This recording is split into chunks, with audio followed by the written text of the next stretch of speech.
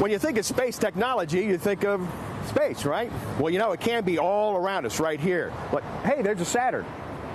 That's not it. You'll see more tonight about it on NEOtropolis. This is not business as usual.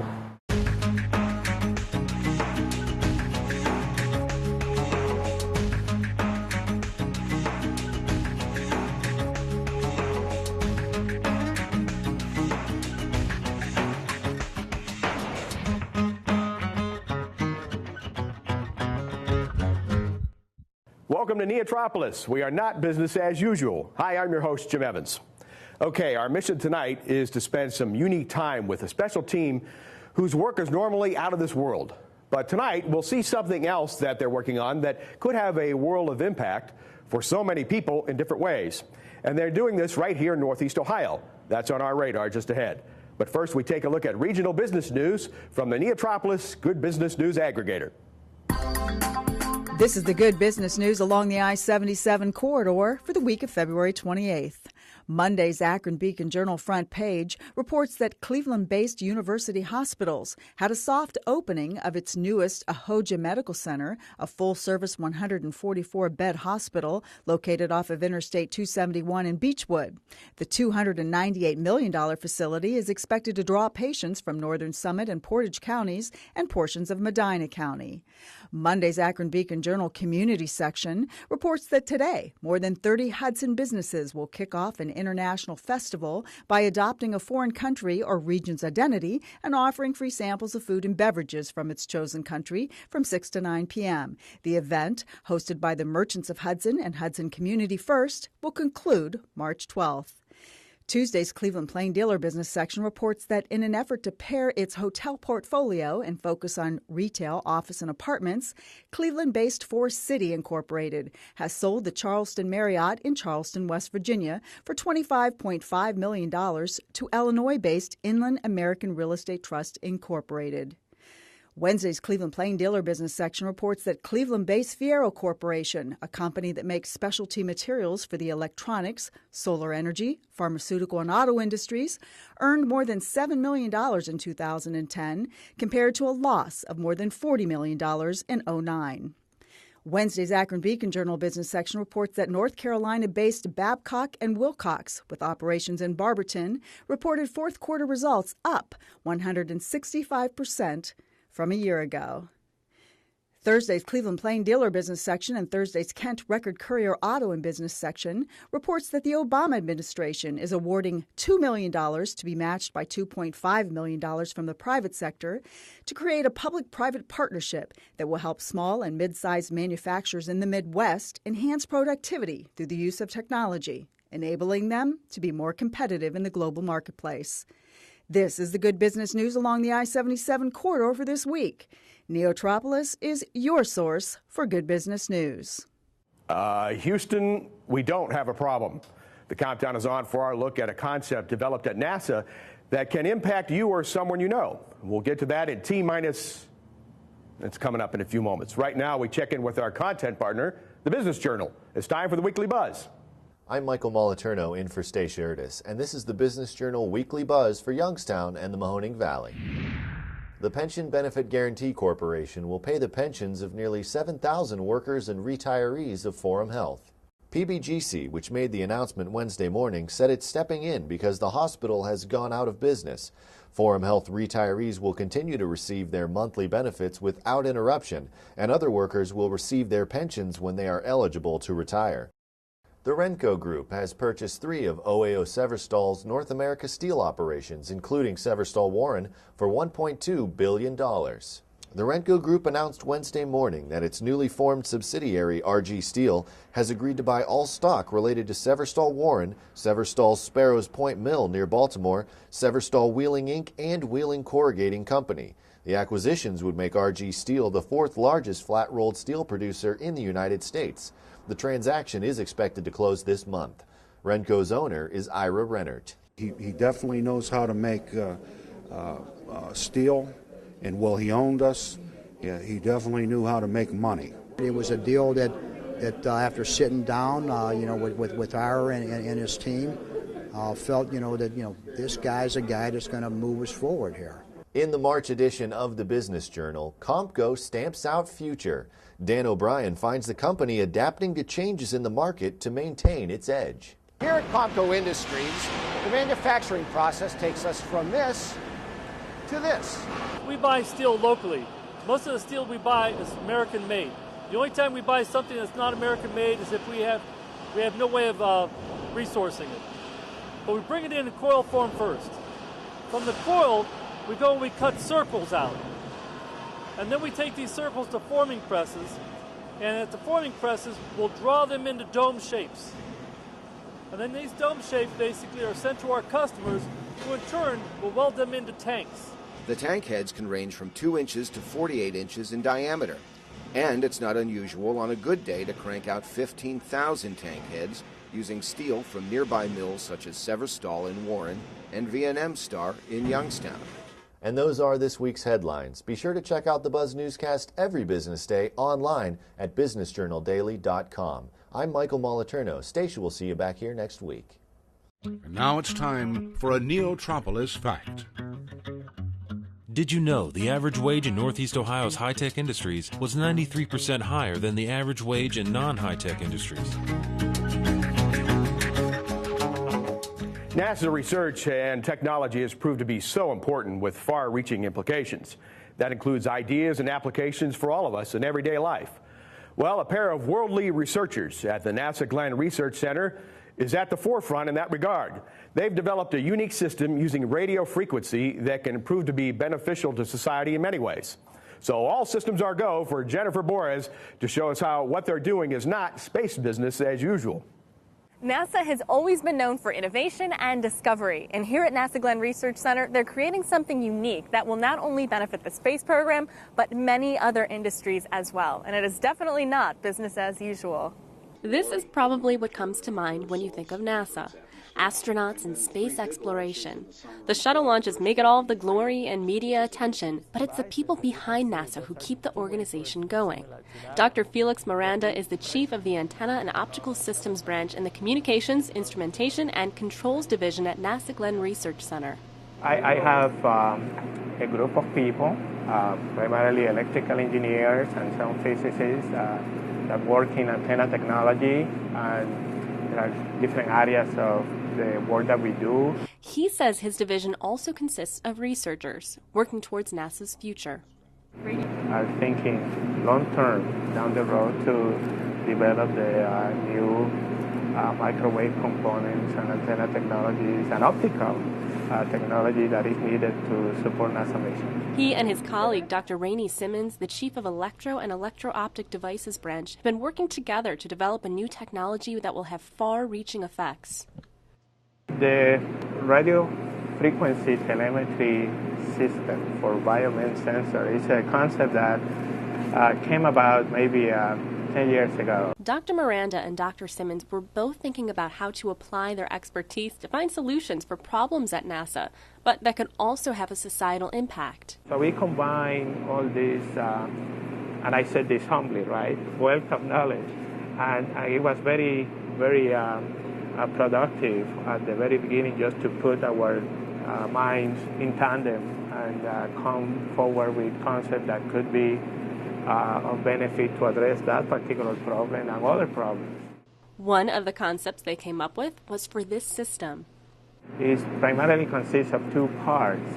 One part is a very small inductor antenna concept which is embedded into the human body. And the other part is a powering and reading device which is external.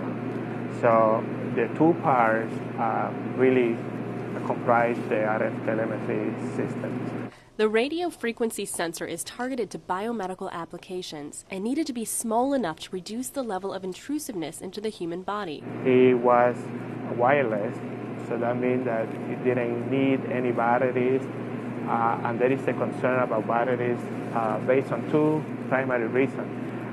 They limit the lifetime of the device, and second, they could leak. And leakages could create other problems. They also designed it so that it would only work when it is activated, allowing the sensor to last longer because most of the time it's off. And finally, there are no wires. There is no risk of infection. There is no limitations on the degree of freedom of motion of the patient, and it's sort of like reduce the morbidity of wearing such a device. At NASA, the device will be used to monitor astronauts in space or in training. You can have the astronaut wearing that device, the embedded device if need be, or in a vest, and you can monitor wirelessly the particular vital signs that you want to keep track of in a way in which is completely non-intrusive. So the astronaut can go about his or her business, use both hands, move in whatever direction they so wish, and still you can monitor that particular set of vital signs without being a hindrance. But the sensor can also be used for many other applications in outside industries, just by changing the concept a little bit, but still basing it on the wireless principle. The structural integrity of buildings or bridges. The Department of Transportation, every so many years, they pass review on the bridges and things like that and declare them healthy or non-healthy for being a conduit for traffic. So if you can imagine sensors embedded in the interior of that bridge that could be interrogated from afar, then it would be very easy for the engineer just to come for a given bridge, just interrogate that sensor, and based on the response, be able to determine if the structure is still in good shape. It can also be used for senior citizens who may not be completely aware of their surroundings because of various medical conditions. If you have this particular wireless system, you can not only keep monitoring the vital signs while they are at the supermarket or maybe visiting a friend, but also you can tailor it so that it could be combined to a tracking mechanism so that if they have difficulties coming back to their homes, you can already understand they are in point A or B. The team is receiving a lot of recognition for their design, like a NorTech award last year and the Technology Invention Awards from the Wall Street Journal in 2009. We have been lucky that we have been able to, protect the intellectual property regarding to this concept. There are 2 patents, and we have been lucky that we have been published so that people know about this, and we are always entertaining requests from the outside to see if this particular concept, at least the generic principle of the concept, could be tailored to their promise. But Dr. Miranda says their greatest reward is knowing their invention will help so many people. It feels very good, and we pride ourselves here at NASA that the technology that we develop is for the benefit of all. And when we can see that we are responding not only to NASA mission, but to a benefit that could be applicable to the society at large, it's really very rewarding for us, to say the least, that we can be of help and allow this kind of technology to make an impact in the life of the public. So that's something that feels very good. He says in the future he'll keep an eye on emerging technologies and tailor their concept for other applications. At NASA Glenn Research Center, I'm Jennifer Boris for Western Reserve PBS. Are you not doing business as usual? Then email us at neotropolis.org and tell us how you're changing your business, organization, or government agency to compete in the new economy. And who knows, you could be starring on NEOtropolis, not business as usual. So we took a look at space-related technology from a microeconomic point of view. Now we talk with experts in the field for a macroeconomic perspective, or what we like to call fly-eye economics. With over 4,000 lenses, the eyes of a common housefly are among the most complex in the insect world. With us tonight are panelists Tom Bradshaw, CEO of Zinn Medical and a NorTech board member, Gina Singleton, attorney with Brennan, Manna, and Diamond, and Dr. Nathan Ida, Distinguished Professor of Electrical and Computer Engineering at the University of Akron. Folks, thanks so much for being with us this evening. We have some engineers working on a problem specific to their situation, and they come up with this microchip idea. although we've had this technology previously, as Dr. Ida, we talked about.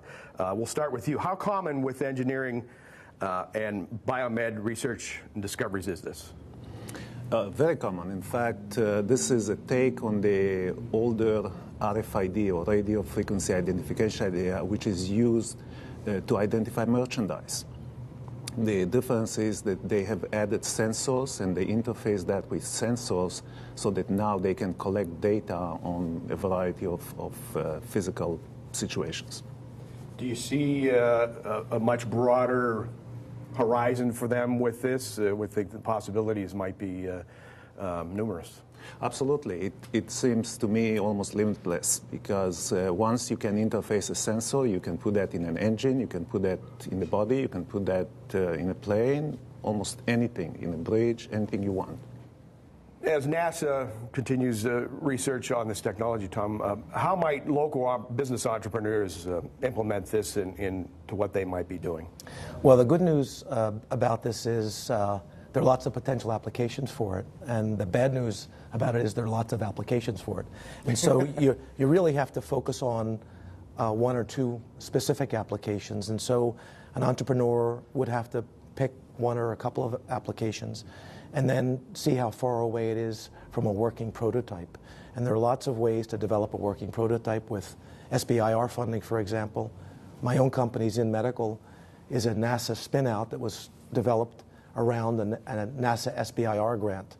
And so that's one way to advance it to a semi-commercial stage. And then you have to start to look around for funding from some of the local organizations like JumpStart and some of the VCs that will provide the next level of funding. Gina, we haven't forgotten about you. In the story, we saw this application used for seniors with issues with dementia and maybe other physical problems. That might bring up some human rights and privacy issues, possibly. Can you talk about that, if that's the case? Sure. Initially, people will say, well, what about someone's control over their body, or what about their right to privacy? From the healthcare side, it's a matter of, has the patient consented to having the chip inserted to watch their activities? I think what it really comes down to are some basic questions. The questions are, who's implanting the chip? Is this the government that's doing it? Is it a doctor? Has the person said, this is what I want to have done with my body? So you have who's implanting the chip, for what purpose is it being implanted? Also, who has access to the data? That's a really important point. Right, and what security measures are implemented so that the data is secure, and who has access to the frequencies that are associated with the device? Consult an attorney first, no doubt. Do you want to expound on that? You said the data. If other people can ping this RFID and get the data, the patient would be alarmed, I would think. So you'd have to make sure that was secure access to that port, if you will. Mm-hmm. One of the application ideas was to help monitor structural issues, bridge trusses and things like that. From a civil engineering standpoint, is this a really big breakthrough, Dr. Ida? There are systems that can do that. I think the unique thing about this one, the uniqueness of it, is that it is a self-contained system. In other words, it has the sensors and it has the transmission, so it very likely will be very, very inexpensive. And so you can put the whole slew of them on a bridge and monitor minute changes in the structure. So I think that's where the advantage of this is going to be. Well, there's talk that our national infrastructure, perhaps needs a closer look and may become an issue for us all. So to be able to implement this application, this would in turn stimulate construction work, perhaps jobs. Can you maybe talk about that a little bit?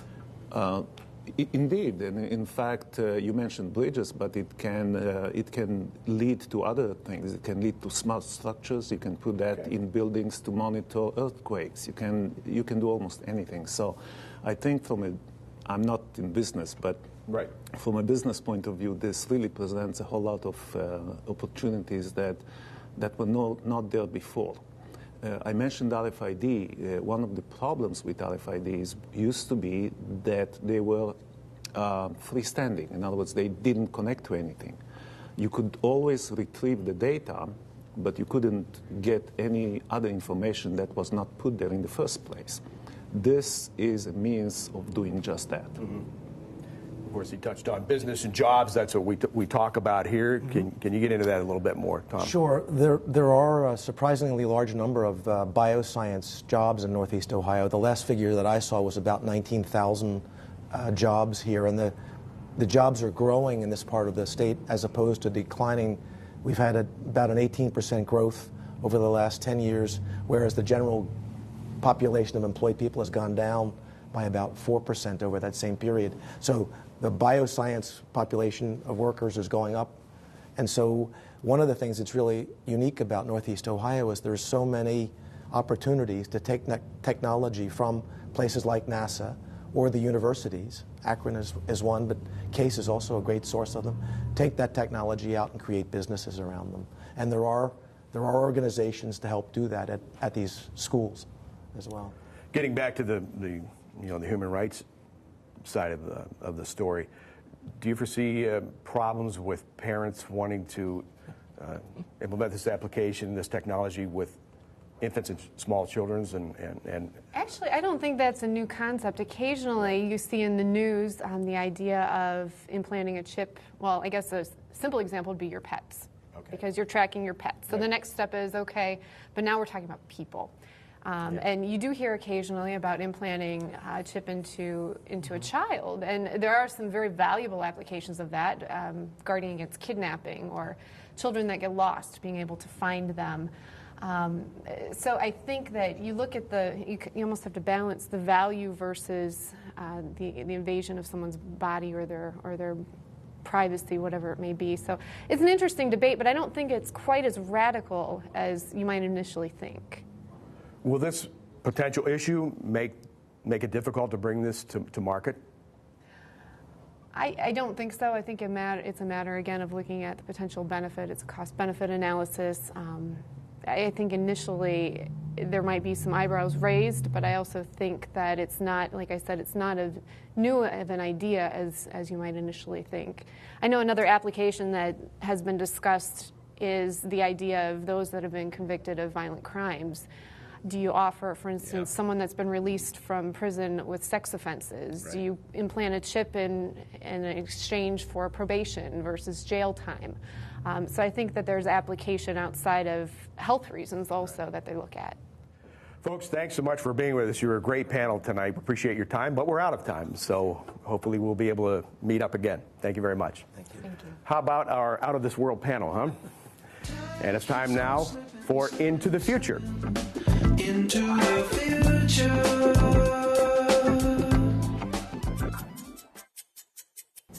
Hi, my name's Aaron Stancato. My family owns Stancato's Restaurant at State Road in Pleasant Valley in Parma, Ohio.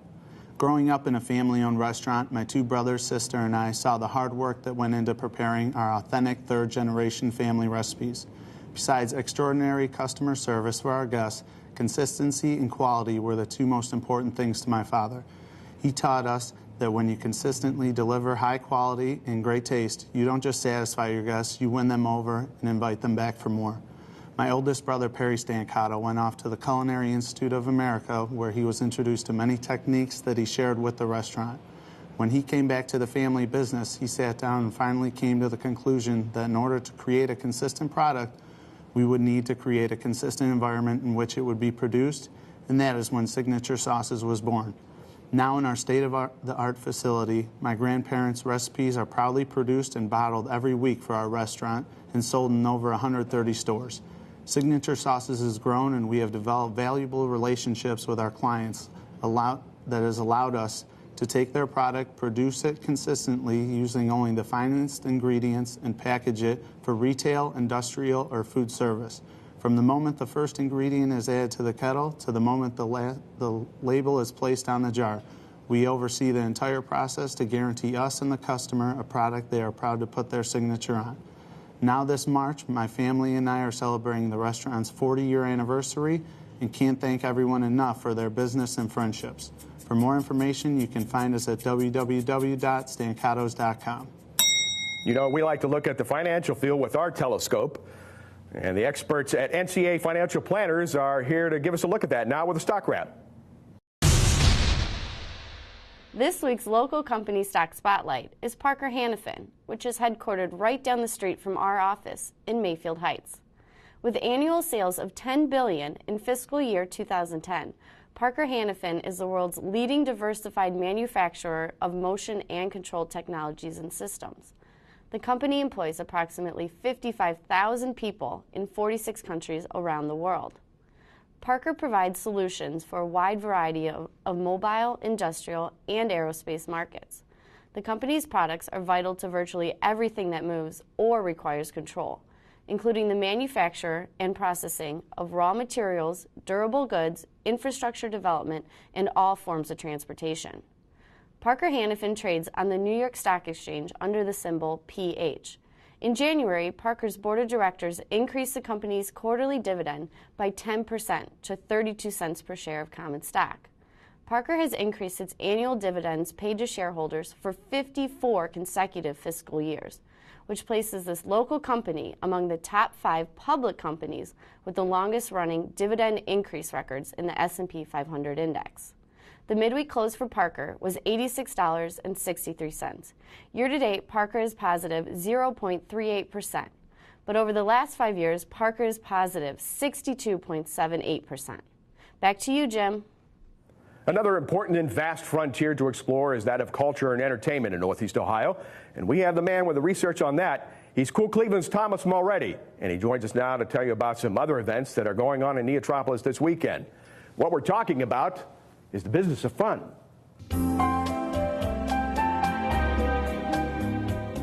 Hey, it's Thomas Mulready from CoolCleveland.com, and this week we want to talk about some of the community colleges in Northeast Ohio. You know, this region, of course, is known for all of their universities and colleges, 23 of them or so, but what's surprising is it's not just the large ones and the full-time four-year schools, but we have a whole plethora of smaller community colleges that really add, whether you are just getting started with your education or whether you're going back for continuing education as an adult. And there's some great events for the community as well. For example, we're here today at Tri-C Cuyahoga Community College. This is at their Metro campus. It's the new Center for Creative Arts, and they share this building with the Rock and Roll Hall of Fame's new archives that will come online in a year or so.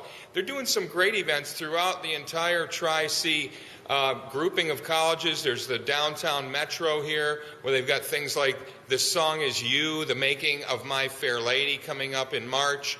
This is with Bill Rudman and Nancy Meyer. And also over at Tri-C Western Campus, there's a Recreation Department Family Fun Day in March, where you can try the pool and check out their entire recreation department.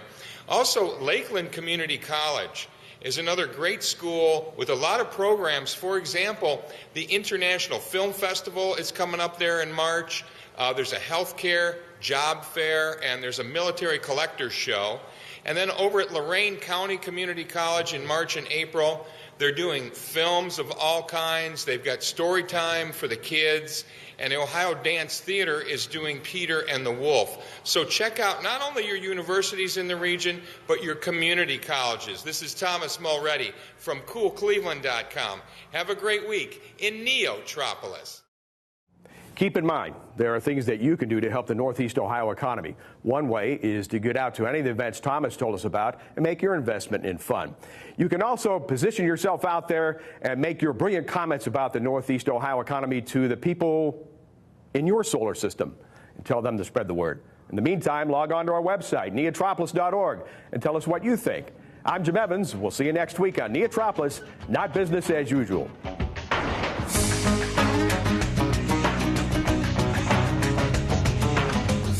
Funding for NEOtropolis has been provided by the Burton D. Morgan Foundation, committed to the free enterprise system. First Place Bank is proud to sponsor NEOtropolis. As a community bank, First Place Bank believes we are only as strong as the communities we serve. Locally owned businesses are the cornerstone of our communities. We concentrate on helping local businesses make the most of their resources through a variety of services delivered with a community banking touch. The Dominion Foundation. JumpStart, working with entrepreneurs to accelerate the growth of their high-potential businesses to create a more prosperous economic future for Northeast Ohio. The Raymond John Ween Foundation. Youngstown Business Incubator. Next week on NEOtropolis, more buzz, stock wrap, and into the future. Find out who is not doing business as usual. Now stay tuned for Newsnight.